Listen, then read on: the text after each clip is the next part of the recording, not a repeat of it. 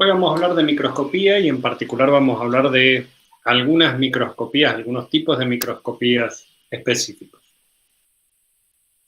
En general nosotros tenemos la necesidad de utilizar la microscopía ya que las células son entes muy pequeños, tienen entre 10 y 20 micrómetros de tamaño, además no tienen color, son transparentes, son como las podemos ver en esta imagen que tenemos a la derecha en un microscopio que está en contraste de fases.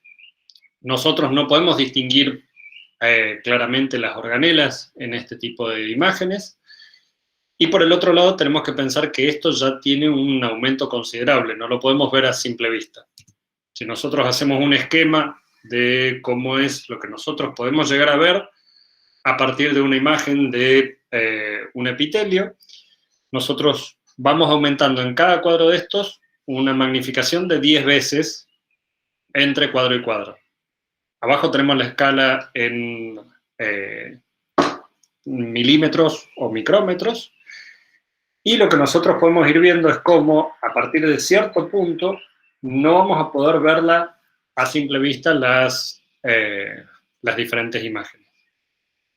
Como decíamos recién, nosotros vamos a tener a partir de los 20 milímetros de escala del primer cuadro, en el segundo ya tenemos 2 milímetros de escala, recién a los 0,2 empezamos a ver conjuntos de células. Una vez que aumentamos 10 veces más, podemos ver las células y su composición interna. Si aumentamos 10 veces más, recién vamos a ver, por ejemplo, una mitocondria, es decir, las organelas que tiene la célula. De ahí la necesidad del uso de microscopios para el estudio de células. Cuando nosotros vamos a estudiar estas células, nosotros podemos utilizar o visualizar tanto proteínas endógenas como proteínas sobreexpresadas. La proteína endógena es aquella que naturalmente expresa la célula que yo voy a observar, y las sobreexpresadas son las que nosotros hemos hecho, por algunos de los métodos que vimos previamente, hemos hecho que esa célula comience a expresar. Dentro de ello, además, vamos a tener el uso de marcadores de organelas. Esos marcadores de organelas son fluoróforos que van a tener afinidad, como vamos a ver después algunos ejemplos, por determinadas organelas específicamente.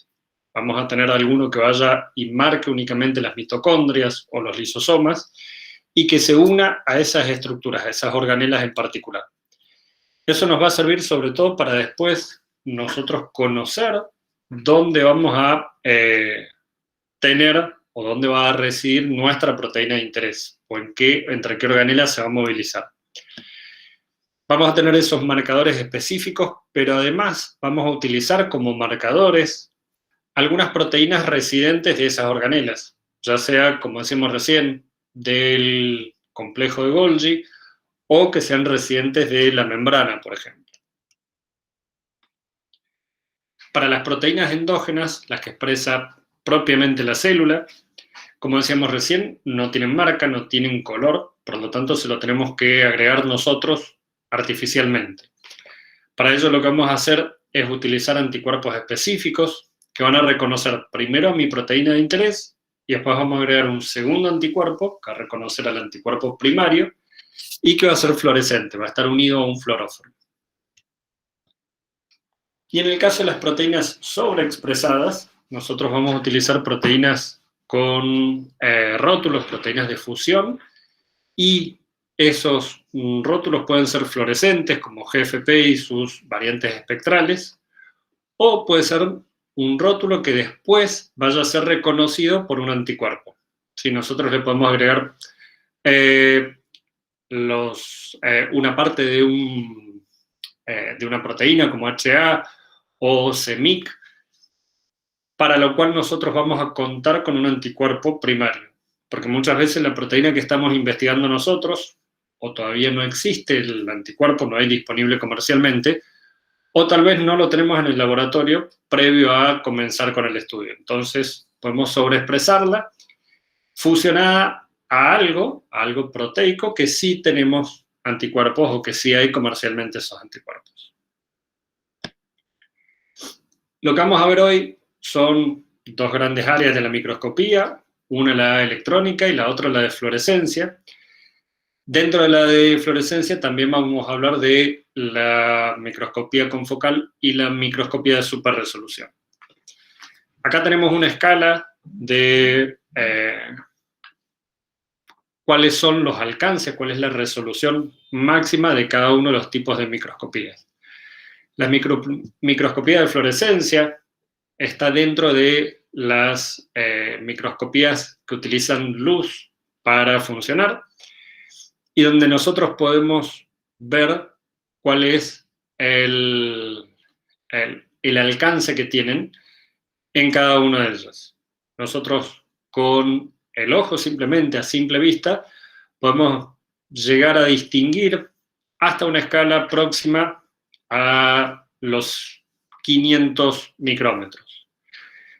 La microscopía puede llegar a ver, puede llegar a distinguir dos objetos separados con un límite de alrededor de los 200 nanómetros. La de superresolución puede llegar hasta los 30-40 nanómetros y la microscopía electrónica puede llegar hasta 0,1 nanómetros. Nosotros acá tenemos algunos ejemplos de qué es lo que tienen o qué es lo que podríamos ver en esos tamaños. Y las células más grandes que nosotros podemos ver son las células vegetales, que tienen un tamaño de alrededor de los 100 micrómetros. A partir de allí van disminuyendo su tamaño, ya no lo podemos ver con el ojo, sino que vamos a utilizar los microscopios, y después de cierta resolución, lo más pequeño que podemos ver son los virus, vamos a necesitar específicamente la microscopía electrónica. El primer microscopio es del año 1670, el primer microscopio que se tiene referencia, y era bastante sencillo. Tenían el espécimen, un objetivo, un tornillo para hacer foco y el lugar donde ustedes colocaban el ojo. La lámpara que iba a iluminar esa muestra estaba de forma externa al microscopio, era un instrumento aparte. A partir de allí fueron evolucionando los diseños hasta llegar a uno más actual, donde nosotros tenemos mucha tecnología aplicada, tenemos diferentes sistemas de corrección, de aumento, de control de posiciones, tanto del espécimen como del haz de luz que va a atravesar ese espécimen. Cuando hablamos de microscopía electrónica, nosotros vamos a necesitar a esas muestras irradiarlas con electrones. Esos electrones que van a atravesar la muestra van a estar enviados con altos voltajes que van a permitir la movilización de esos electrones. Esas muestras que nosotros vamos a pasar a visualizar por la microscopía electrónica tienen que ser preparadas previamente antes de llegar al microscopio. Acá tenemos un esquema de cómo se pueden preparar algunas de ellas. Esas muestras en general se las va a inmovilizar, se les va a agregar un metal pesado, que es con lo que lo vamos a teñir, y después se las deja secar. A partir de allí, nosotros vamos a congelar esas células o esos tejidos, y nosotros podemos hacer cortes transversales de esas muestras para ver pequeñas fetas, pequeños fragmentos de esas células o de esos tejidos. ¿Cómo va a funcionar esos electrones que van a incidir sobre la muestra? Los electrones van a ir de un lado hacia el otro de la muestra. Algunos de ellos van a mantener su dirección. Los otros En el caso de que encuentren algo denso, van a chocar. Esos que chocan se van a ir desviando, y esas desviaciones son las que nosotros vamos a poder llegar a ver. Cuando choque ese electrón con algo denso, nos va a dar una lectura diferente de lo que está procesando. Acá tenemos una representación esquematizada del microscopio. Tenemos los diferentes haces de electrones que van a atravesar finalmente la muestra, el objeto, y después vamos a tener la imagen procesada. ¿Cómo se ve por fuera un microscopio electrónico? Tiene ese tubo que nosotros veíamos, que es por donde van a pasar los electrones, y la muestra va a estar dentro de él.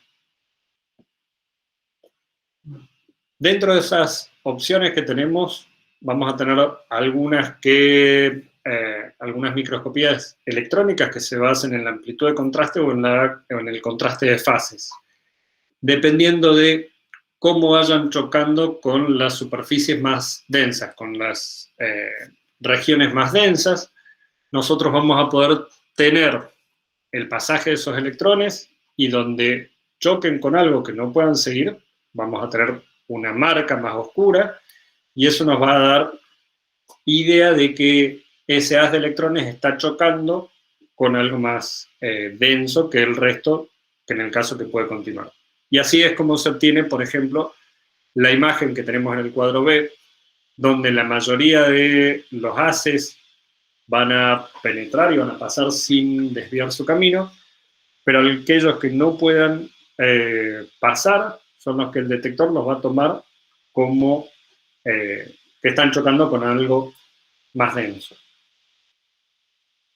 En el caso del contraste de fases, también los electrones van a pasar a través de la muestra, y en función de ello se van a ir desviando.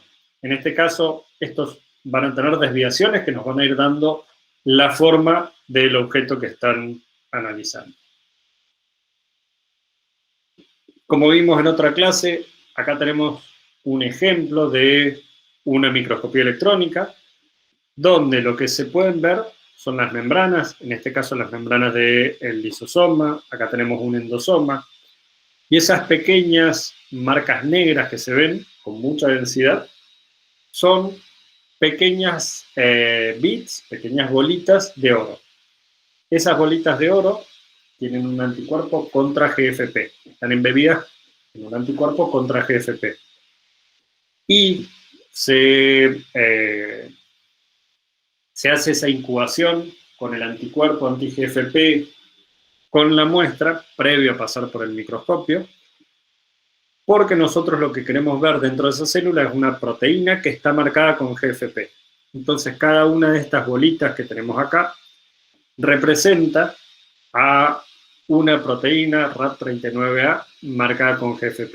Es decir que, por ejemplo, esta proteína está mayormente en los lisosomas. En el caso de RAP39B, lo que nosotros podemos ver acá son las membranas del complejo de Golgi, y cada una de estas bolitas también son las pequeñas esferas de oro con anticuerpo anti-GFP que va a reconocer la proteína RAP39B GFP presente en la muestra. También podemos tener imágenes o reconstrucciones de imágenes en 3D a través de las microscopías electrónicas de transmisión y de barrido, dentro de las cuales se pueden reconstruir en 3 dimensiones las muestras que nosotros tenemos. Y podemos tener desde células vegetales hasta virus más que conocidos, como el que tenemos acá abajo a la derecha. Todas ellas son imágenes obtenidas por microscopía electrónica. En el caso de la microscopía de fluorescencia, es una microscopía óptica, y lo que va a utilizar se basa en la utilización de moléculas que tienen la capacidad de fluorescer. Van a emitir luz en el rango del visible una vez que han sido excitadas. En general, estructura básica o la composición básica de un microscopio de fluorescencia, vamos a tener una fuente de luz, en este caso es una luz de mercurio, pero ahora hay lámparas de otras características. Las más utilizadas últimamente son las lámparas de LED. Esa lámpara va a iluminar nuestra muestra con una luz ultravioleta. Esa luz ultravioleta va a pasar por un filtro de excitación, es decir, va a ser filtrada para que la longitud de onda a la cual o con la cual existemos nuestra muestra sea lo más acotada posible. Nosotros queremos trabajar con un rango bastante pequeño de longitud de onda.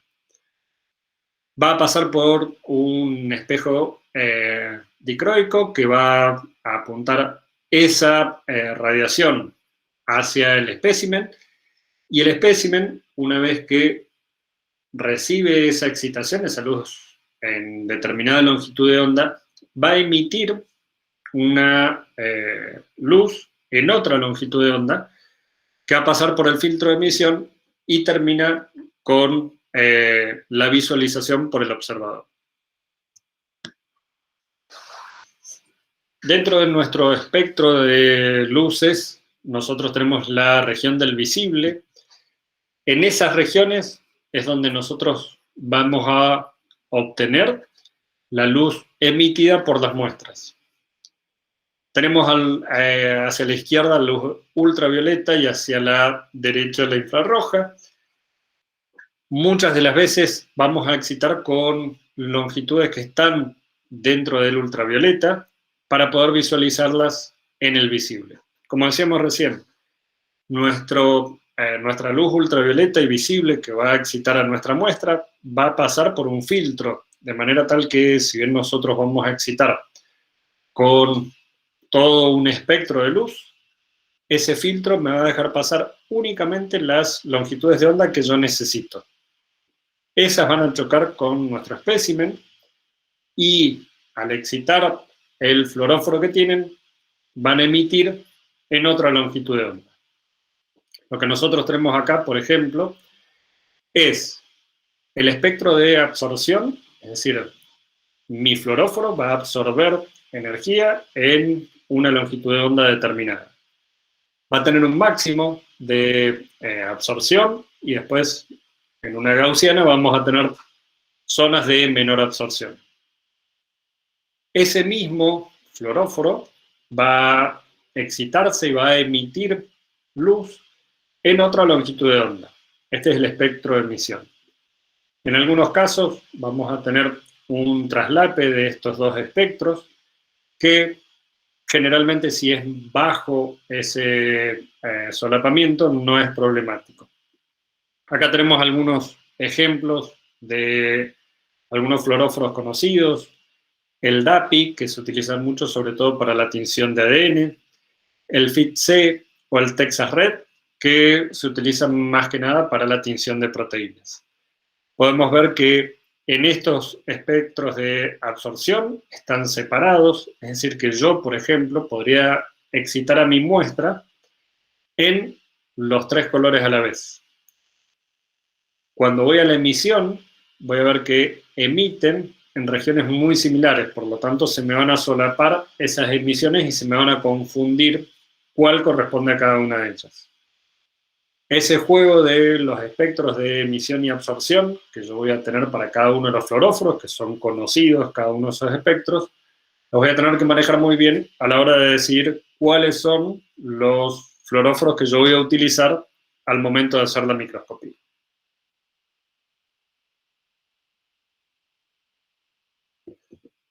¿Cómo vamos a hacer la tinción con un fluoróforo? Como dijimos antes, lo primero que vamos a utilizar son anticuerpos. Esos anticuerpos van a identificar a una proteína en particular y van a unirse a ella específicamente. Ese anticuerpo se une a mi antígeno, que puede ser una proteína completa, una región de una proteína, un tipo de proteína y algunos anticuerpos, por ejemplo, que distinguen el estado de fosforilación de una proteína. Nosotros podemos utilizar un anticuerpo para una proteína en su forma no fosforilada y otro que reconoce específicamente a esa proteína fosforilada. Cuando se forma ese complejo entre el anticuerpo y el antígeno, lo que nosotros vamos a utilizar es un anticuerpo secundario. Ese anticuerpo secundario es el que va a estar unido a un fluorocromo. Mi anticuerpo secundario va a reconocer específicamente a mi anticuerpo primario, va a tener dentro de su molécula, dentro de su estructura, un fluoróforo, y ese fluoróforo es, como decíamos antes, una partícula que tiene la capacidad de absorber energía en determinada longitud de onda y emitirla en otra. Este tipo de tinciones son adecuados para los tejidos congelados, se pueden fijar o no, células fijadas con paraformaldehído, con metanol o fijadas con acetona, pero en general no nos va a ser útil, en la mayoría de los casos, para células vivas. Dentro de mi técnica básica de tinción, cada una de las técnicas después va a tener, o cada uno de los anticuerpos, en realidad, van a tener especificaciones más apropiadas para cada uno de ellos. Pero en general, nosotros podemos hacer, para preparar ese cultivo, utilizar los multiwell de 24 pocillos. En cada uno de esos pocillos nosotros vamos a poner un cubreobjetos. Esos cubreobjetos son redondos. A las células que están ahí creciendo, una vez que nosotros hemos determinado en el momento que queremos observar esas células, lo que vamos a hacer es fijar las células a la superficie del cubreobjeto para que no se desprendan fácilmente. Hay diferentes formas de hacerlo. Lo primero que vamos a hacer es eliminar el medio de cultivo, después vamos a enjuagar con un buffer y las vamos a fijar con paraformaldehído o con metanol. En el caso de usar paraformaldehído también se pueden hacer directamente sobre el medio de cultivo. ¿Cuáles son las diferencias? Como vamos a ver después, el paraformaldehído me va a fijar las células, pero el metanol, además de fijarlas, las va a permeabilizar, va a generar pequeños orificios en esas células. Si nosotros no hemos utilizado metanol, es decir, si no las hemos permeabilizado, las tenemos que permeabilizar después. Generalmente se utiliza un detergente que me va a disolver la membrana plasmática y va a permitir el ingreso del anticuerpo hacia la célula que ya está fijada.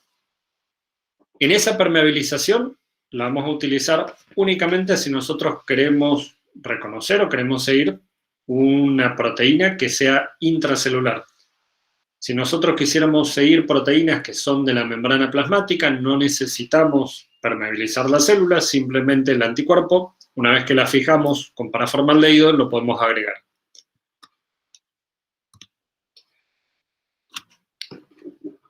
También, una vez que hemos agregado nuestro detergente, volvemos a lavar con PBS o con algún otro buffer de pH cercano a 7, y luego viene la parte de la tinción.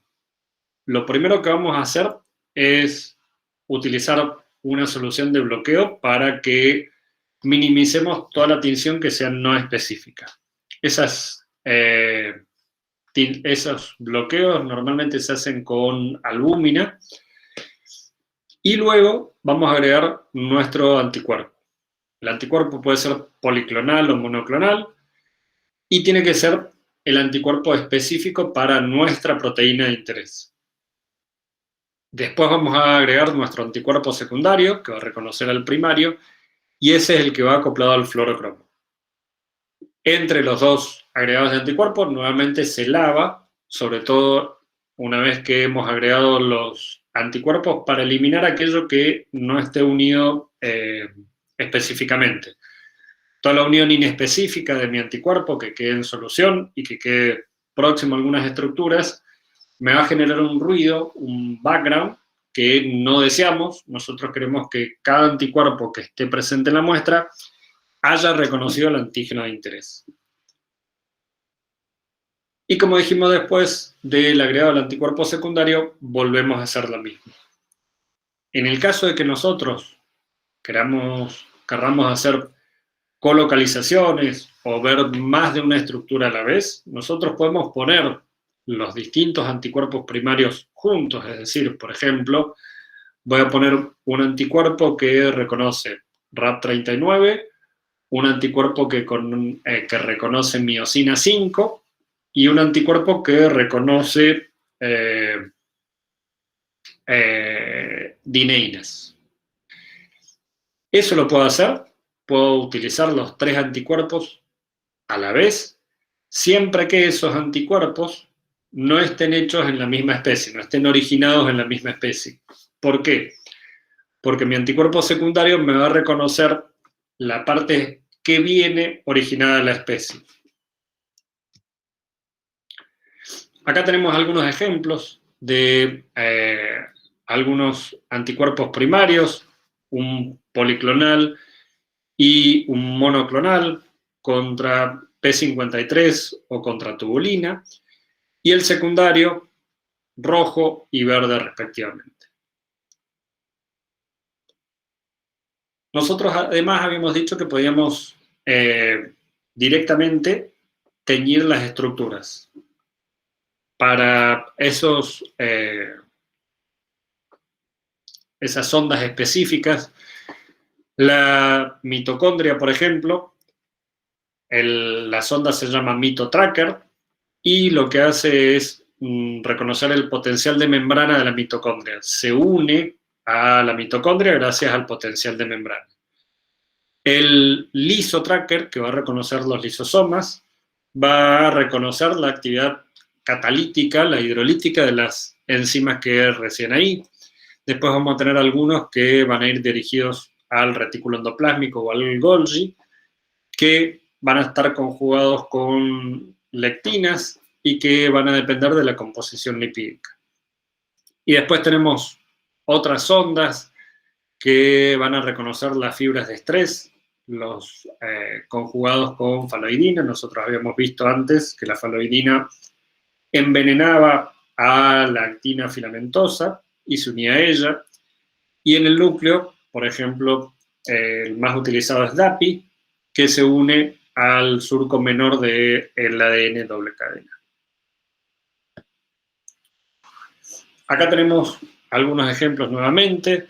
Tenemos el MitoTracker, que se une a las mitocondrias, el DAPI, que reconoce el ADN, y tenemos un anticuerpo monoclonal contra una proteína.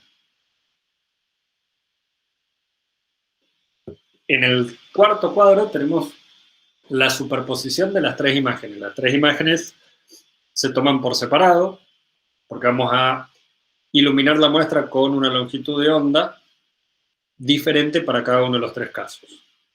Después, digitalmente, el mismo microscopio tiene ese software de análisis de imágenes que me superpone las 3 imágenes. Como habíamos visto antes, cuando se superponen el rojo con el verde, el color resultante es el amarillo. Acá tenemos fibras de estrés marcadas en rojo y adhesiones focales con antivinculina marcadas en verde. Ahora bien, cuando nosotros hablamos de los microscopios de fluorescencia, podemos tener los microscopios directos o los invertidos, y va a variar en función de la ubicación de los objetivos. En el invertido están por abajo de la muestra, en los directos están por arriba de la muestra. Cuando nosotros pasamos ahora a la microscopía confocal, lo que nosotros vamos a ver en un esquema bastante simplificado es que, por un lado, mi fuente de iluminación va a ser un láser. Por otro lado, lo que vamos a tener es un pinhole, ese pinhole va a ser una especie de anillo por el cual se va a condensar los haces. Voy a poder dirigir esos haces específicamente. Y lo otro que vamos a ver es que con estos microscopios confocales, la principal ventaja que tienen es que en lugar de iluminarme toda la muestra, yo voy a poder iluminar puntualmente algunos planos de esa muestra. Por lo tanto, yo voy a recorrer de arriba hacia abajo esa muestra y en lugar de iluminarla toda junta la muestra, voy a ir iluminando puntos, pequeñas regiones de esa muestra. Cuando nosotros vemos la comparación de un microscopio de fluorescencia con un confocal, esto es lo que hablábamos recién. Cuando vemos el de fluorescencia común, nosotros vamos a estar iluminando toda la muestra junta. Y vamos a recibir información luego de toda la muestra junta y de todas las capas diferentes. En el caso de la microscopía confocal, nosotros podemos hacer una única región mucho más acotada de iluminación y vamos a recibir la información solo de esta región que está en el medio. Después nosotros nos podemos mover en el plano XY y en el plano Z para ir obteniendo la información de zonas más amplias o para hacer una reconstrucción en 3 dimensiones. Como decíamos recién, el pinhole es el que me va a permitir, la apertura de ese pinhole es el que me va a permitir controlar cuánta luz le llega a mi muestra. Cuando nosotros comparamos la microscopía de fluorescencia con la confocal, nosotros acá tenemos la de fluorescencia común y acá abajo la confocal. Podemos ver que las estructuras que nosotros vemos en cada una de ellas están mucho más definidas en la microscopía confocal. Nosotros podemos ver que hay subdivisiones, por ejemplo, si comparamos la muestra B, en este caso nosotros tenemos una tinción verde generalizada, pero por microscopía confocal podemos ver que no todo es homogéneo en esa muestra, sino que tenemos diferentes regiones. Lo otro que podemos hacer es una reconstrucción tridimensional y nos podemos ir moviendo por los distintos planos Z en la muestra. Este es un grano de polen, donde empezamos desde lo más bajo del grano de polen. Si nosotros nos paramos acá, es como si empezamos desde acá y vamos subiendo hasta llegar a la parte superior de la muestra. En cada uno de esos cortes que nosotros tenemos, en cada uno de esos planos Z que vamos obteniendo diferente información. Fíjense que acá tenemos solo algunos puntos fluorescentes en rojo. Después comienza a ver verde en el centro y nuevamente se pone anaranjado. En el caso de la microscopía confocal, como decimos recién, ese rayo de luz láser es el que va a ir dirigido hacia la muestra. En el espejo dicroico que vamos a obtener, que veíamos acá, en este espejo dicroico, es el que va a dirigir la luz que nosotros estamos enviando hacia nuestro espécimen. Y la fluorescencia que vamos a obtener va a ser enfocada a través de filtros de emisión y van a llegar al fotomultiplicador que va a incrementar la intensidad de esa fluorescencia que nosotros recibimos. ¿Cuáles son las ventajas de la microscopía confocal? Tenemos muchas posibilidades de colores, se pueden utilizar más fluoróforos y luego esas imágenes que nosotros vamos obteniendo son procesadas en una computadora, por lo tanto van a ser mucho más allá de lo que el ojo humano pueda diferenciar por colores. Acá tenemos, como decíamos recién, 3 colores distintos para marcar 3 tipos de estructuras diferentes y en el solapamiento, en la superposición, las podemos ver a todas juntas y vemos en cuáles de esas regiones pueden estar o pueden convivir más de 2 de ellas. Otra de las ventajas que tiene es que hay menos entrecruzamiento de información. Generalmente lo que se denomina a ese entrecruzamiento crosstalk es el sangrado de un canal al otro. Normalmente cuando nosotros trabajamos con microscopía de fluorescencia común, nosotros podemos obtener información que proviene, en lugar de el fluoróforo que nosotros estamos excitando. Por ejemplo, si nosotros queremos excitar el 2, la emisión del fluoróforo 1 puede excitar al fluoróforo 2. Entonces, cuando este está emitiendo, hace que el otro ya se excite y me pueda dar información incorrecta. En el caso de los microscopios confocales, nosotros podemos restringir mucho más la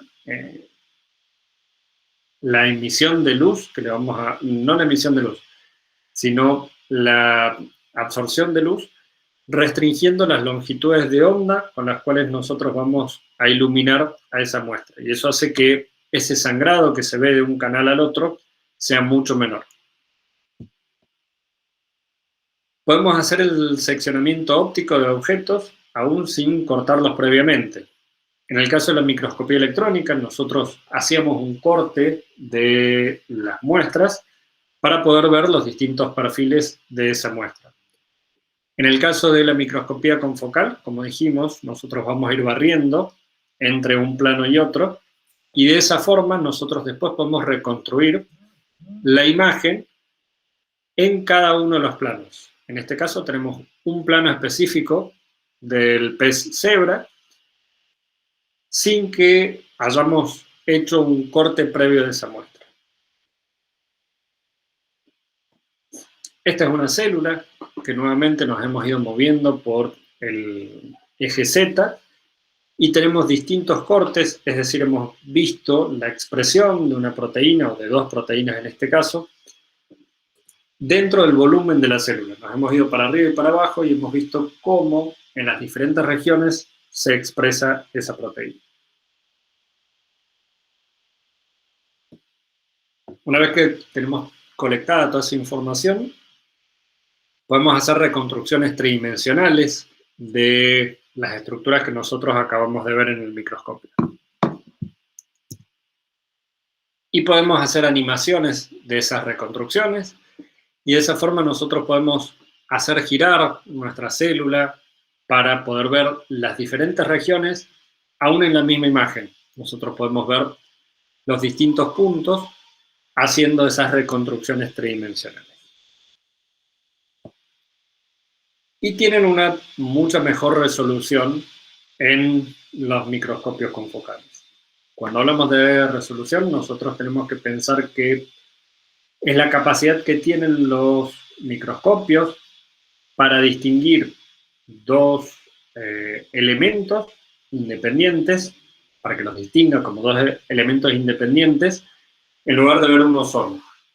Eso quiere decir, si yo tengo estas dos estructuras acá, en la microscopía confocal voy a tener una mínima separación entre ellas para que la microscopía confocal me las pueda distinguir como dos objetos independientes.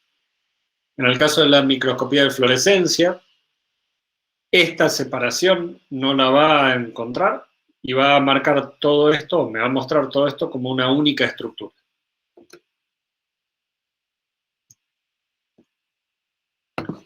En los últimos años aparecieron unas técnicas que van más allá de la microscopía confocal y que han permitido la visualización de estructuras más pequeñas.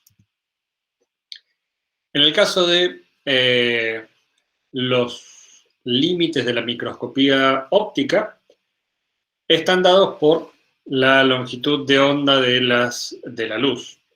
La resolución es limitada hasta los 200 nanómetros. En las microscopías de superresolución se han llegado hasta resoluciones de 1 a 100 nanómetros, dando o derribando el límite de la resolución, pero en realidad no es que lo derriben por sí mismo, sino que se utilizan ciertos artilugios para poder llegar a tener resoluciones mucho mejores. La limitación sigue siendo esta, pero se encontraron diferentes formas de mejorar esa resolución. Como decíamos recién, esa resolución que se encontró experimentalmente en 1873, que era de 200 nanómetros, fue mejorada gracias a algunos, no algunos efectos, sino algunas herramientas que se utilizaron para la microscopía de superresolución. Los creadores de este tipo de microscopías ganaron el Premio Nobel de Química en el 2014 y lo hicieron por diferentes metodologías que son las que vamos a ver a continuación.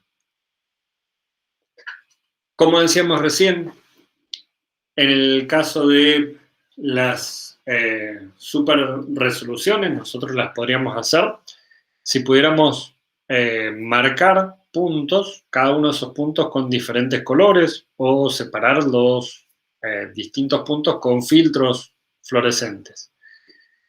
Esa desmezcla espectral, esa deconvolución que se suele hacer, normalmente se puede hacer artificialmente, es decir, dentro del procesamiento de la imagen que ya ha sido tomada. En el caso de la microscopía, lo que hace es, la microscopía de superresolución, es aprovechar aquellas moléculas, aquellos fluoróforos, que pueden alternar entre dos estados. Entre esos dos estados puede ser que vaya del fluoróforo prendido al apagado y del apagado al prendido, es decir, que sean fotoactivables, y por el otro lado, que cambien de color una vez que se los excita. Es decir, que tengo un fluoróforo rojo que está floreciendo en el visible, que me está dando ese color rojo, pero cuando yo lo excito con mi láser, pasa de emitir en el rojo a emitir en el verde. Ahora vamos a ver algunos ejemplos para mejorar. Una de las técnicas que fueron las que se inventaron para la superresolución es la de STED. El STED utiliza dos láseres a la vez. Uno, que lo que va a hacer es ir apagando todas las células. Las apaga para que no tengan emisión de fluorescencia. Esa parte que va apagando todas los fluoróforos tiene una forma de dona. Entonces va a ser como un anillo de apagado. El segundo láser va al centro de ese anillo y es el que hace que se exciten las moléculas para que se puedan ir viendo o que puedan ir emitiendo su fluorescencia. Y eso se hace barriendo todo el campo. Como vamos a ver después, las Storm son las que mantienen moléculas apagadas siempre y las van a excitar aleatoriamente. ¿Cómo funciona el STED? Como decíamos recién, el STED lo que hace es utilizar dos láser a la vez. Uno de ellos va a excitar a la muestra, que es el que va a estimular a la célula para que pueda dar fluorescencia. El otro, el que parece una dona, hace que se apaguen esas moléculas fluorescentes. Entonces, en lugar de ver todo este gran diámetro de moléculas que se están excitando, nosotros reducimos esa región a algo mucho más pequeño gracias al segundo láser. El resultado final pasa de esta región de excitación a una región mucho más pequeña, más puntual. Por lo tanto, podemos ir excitando de a poco número de moléculas fluorescentes. No vamos a entrar en demasiado detalle, pero básicamente, como dijimos antes, dentro de ese microscopio va a haber dos láser, uno que va a producir la excitación, el otro el apagado, que es el de STED, y lo que vamos a ir viendo a medida que vamos barriendo ese campo es únicamente la fluorescencia emitida por las moléculas que son excitadas en el medio de esa dona que se va formando. ¿Qué es lo que sucede? Como nosotros vamos a reducir el número de moléculas, no vamos a tener la contribución de fluorescencia de todas las que están alrededor. Si nosotros comparamos esta microscopía de fluorescencia con una obtenida por el STED, vamos a ver una resolución mucho mayor. En este caso, recordemos que estamos excitando a todas las moléculas a la vez, por lo tanto, la fluorescencia de todas ellas se va solapando y se van sumando. En este caso, como estamos analizando únicamente de a pocas moléculas a la vez, vamos a ver que la fluorescencia que nosotros recibimos es únicamente debido a un pequeño número de moléculas que han sido excitadas. Cuando lo comparamos con el confocal, aún con el confocal tenemos una resolución mucho mejor. En el confocal habíamos hablado que estaba dentro de los límites preestablecidos, que era de 200 nanómetros, en el eje XY, mientras que en el STED tenemos 90 nanómetros. Y en el plano Z tenemos entre 500 nanómetros o 70 nanómetros para el STED. Estos son simplemente algunos ejemplos donde tenemos la mitad de la imagen con STED y la otra mitad con confocal. El confocal sigue siendo mejor que los de fluorescencia comunes, pero cuando analizamos una misma imagen por STED, vemos una gran mejora dentro de esas estructuras. En el caso del Resolve, es otra técnica, pero en este caso lo que hace es utilizar moléculas que pueden cambiar su fluorescencia. Son fotoconvertibles y son reversiblemente fotoconvertibles. Generalmente esos fluoróforos, lo único que cambia es una isomerización cis-trans y esa isomerización es reversible. Por lo tanto, pueden pasar del estado encendido al apagado o pueden cambiar de color. En las estocásticas, cuando decimos estocásticas, viene por aleatorias y vamos a ver dos técnicas estocásticas. Lo que hacen es activar aleatoriamente algunas moléculas. Esa aleatoriedad está controlada, hace que esas moléculas que se van encendiendo aleatoriamente tengan una distancia mínima entre ellas, pero considerable para que no se superpongan las fluorescencias emitidas de cada uno de ellos. Y lo que hace el microscopio es excitar aleatoriamente esas moléculas e ir compilando toda esa información que se va recibiendo para después hacer una reconstrucción con un mapeo de todas esas fluorescencias que fue detectando. En el caso de las moléculas que nosotros vamos a excitar, van a estar en su estado encendido, en donde van a emitir fotones, y después rápidamente van a volver a su estado apagado.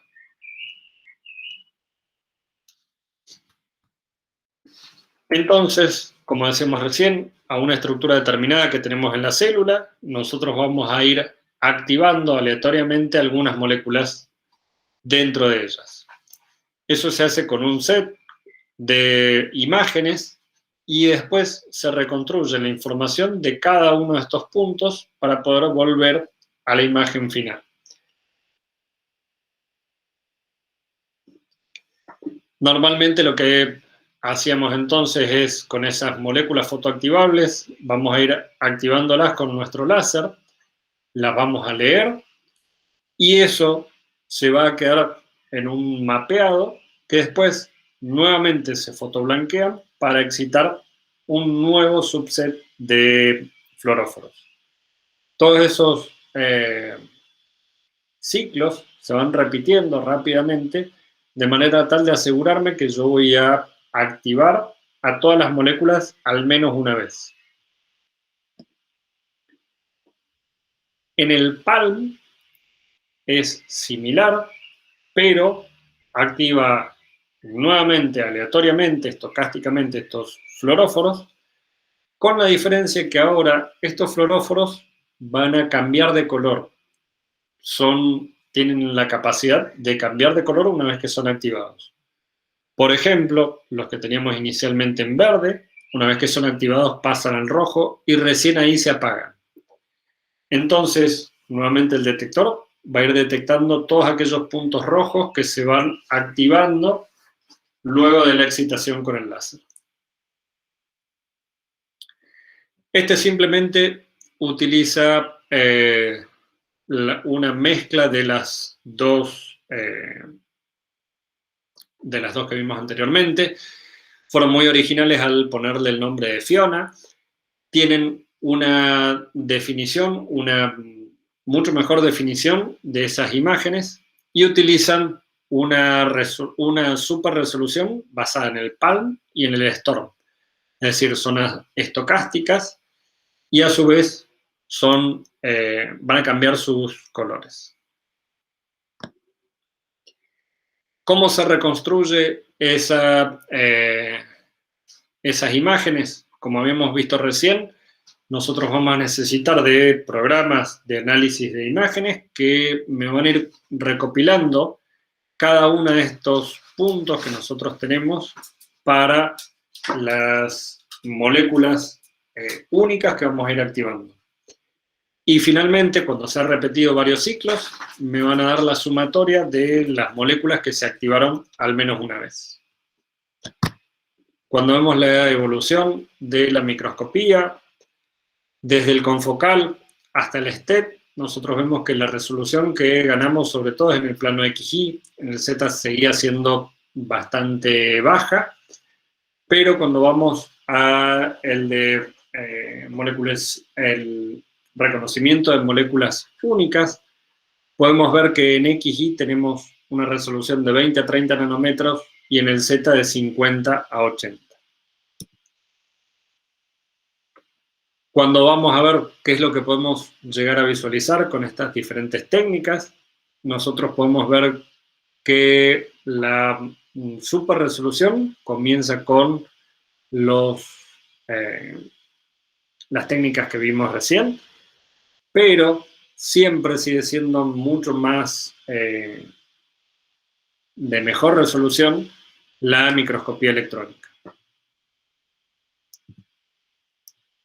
En el caso de las microscopías de superresolución, son bastante lentas. Recuerden que en el caso de ir iluminando y encendiendo y apagando las moléculas, tenemos que hacerlo sobre todas las moléculas que están en la muestra. En las otras tenemos que ir escaneando y movilizándonos sobre todo el tejido cuando vamos escaneando y prendiendo y apagando con nuestra dona. Tenemos que hacerlo alrededor de toda la muestra. Simplemente ya para terminar, algunas diferencias entre imágenes obtenidas en el microscopio confocal o en el STED.